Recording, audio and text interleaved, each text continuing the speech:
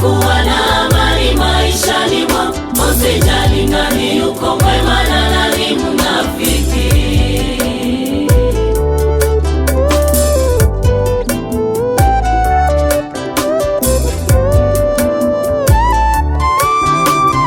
Jinsi ya kuishi na watu wa aina tofauti, jinsi ya kuishi na watu wa aina tofauti. Uwe na kiasi katika mambo yote, usiwe na tabia ya kuaibisha wengine. Furahi pamoja na wanaofurahia, pia lia na wanaolia. Epuka na utani juu ya kasoro ya watu.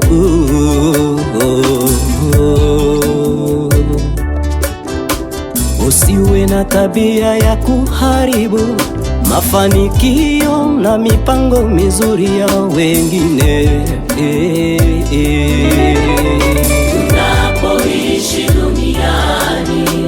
Tunapoishi duniani, tunazungukwa na watu wa aina tofauti, tunazungukwa na watu wa aina tofauti, wamoja wema na wengine wabaya, wamoja wema na wengine wabaya.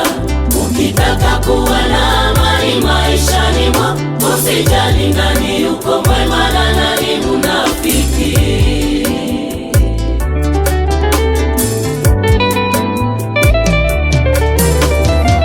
Katika dunia hii kuna usemi usemwao, binadamu ni kazi.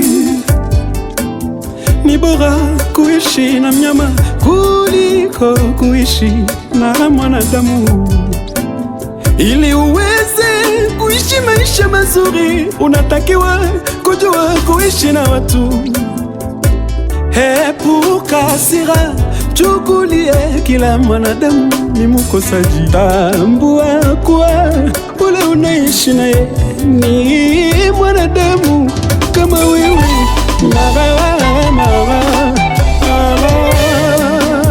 Usimdharau mtu yeyote hata akiwa masikini. Madohani pale pale. Usimdharau mtu yeyote hata kuelimika. Yesu ndiye anayejua kesho. Usimdharau mtu yeyote hata akiwa masikini. Uwe mnyenyekevu na usijivune kwa lolote. Uwe mnyenyekevu na usijivune kwa lolote.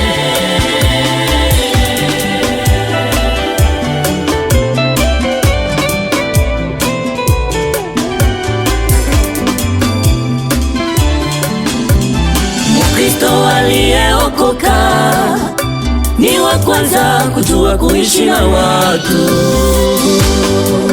Harudishi mabaya kwa mabaya, akikosea mwepesi kuomba msamaha. Hata pia wakimkosea ni mwepesi kurehemu.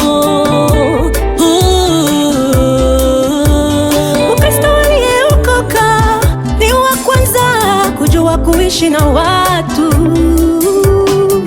harudishi mabaya kwa mabaya, wakimkosea ni mwepesi kuomba msamaha.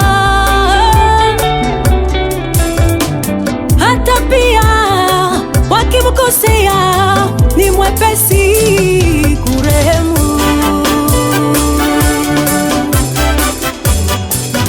Ingawaje wanaonesha sura ya tabasamu, na ndani mwao mnajaa chuki. Wanasema kinyume na matendo yao, wanatoa ahadi na wasitimize, wanatoa ahadi na wasitimize. Mafarisayo hao